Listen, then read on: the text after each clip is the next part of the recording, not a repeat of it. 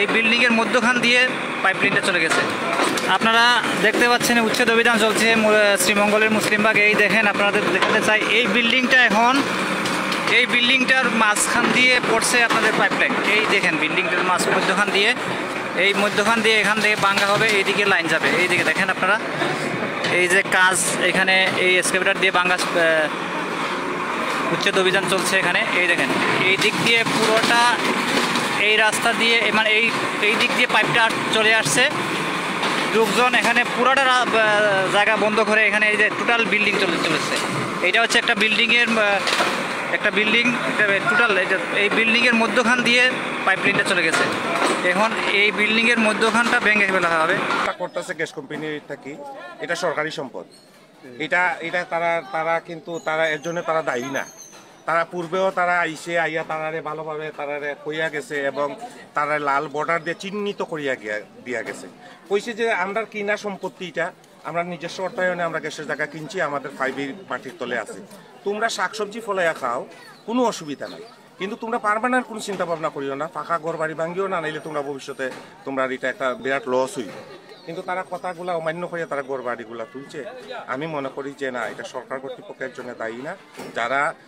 যারা মানে কোয়া সত্ত্বেও, গ্যাস কোম্পানির নোটিশ সত্ত্বেও বা তারা সরজমিনের তদন্ত করিয়া তারা যে লাল বর্ডারটা দিয়ে গেছে, এটা দেওয়ার সত্ত্বেও তারা বুঝানির পরেও তারা জিনিসটা বুঝছে না বুঝে তারা বাড়িঘর বানাইছে। এখন তারা সরকারি হাইকমান্ডের নির্দেশ, তারা এখন প্রায় উচ্ছেদ অভিযানে তারা জায়গাটা তারা ক্লিয়ার করার জন্য তারা সব ধরনের ইকুইপমেন্টস লইয়েই তারা গন্তব্যস্থলে আইছে। আমি মনে করি যে যারা এগুলো উচ্ছেদ করতেছে তাদের কোনো দোষ নেই। যারা এখানে অবৈধভাবে ঘরবাড়ি বানাইছে তারাই একান্তভাবে দায়ী, কারণ সরকারের পক্ষ থেকে তারা নিষেধ দেওয়া হয়েছে, তারা নিষেধ অমান্য করে ঘরবাড়ি বানাইছে। আমি Mohammad Amirul Islam, DGM vigilance, Jalalabad gas.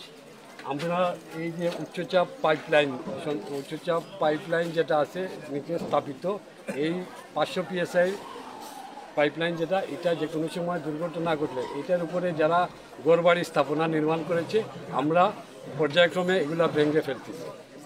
আর এটা না বানানোর জন্য আমরা তাদেরকে অনেকবার চিঠি দিচ্ছি, কিন্তু তারা কোনো কর্ণপাত করে নাই। জেলা প্রশাসন থেকেও চিঠি দেওয়া হয়েছে, পত্র দেওয়া হয়েছে, তারপরেও তারা কর্ণপাত করে নাই বিদায় আমরা তাদের স্থাপনা, অবৈধ স্থাপনা যতটা আছে সবগুলা ভেঙে ফেলব।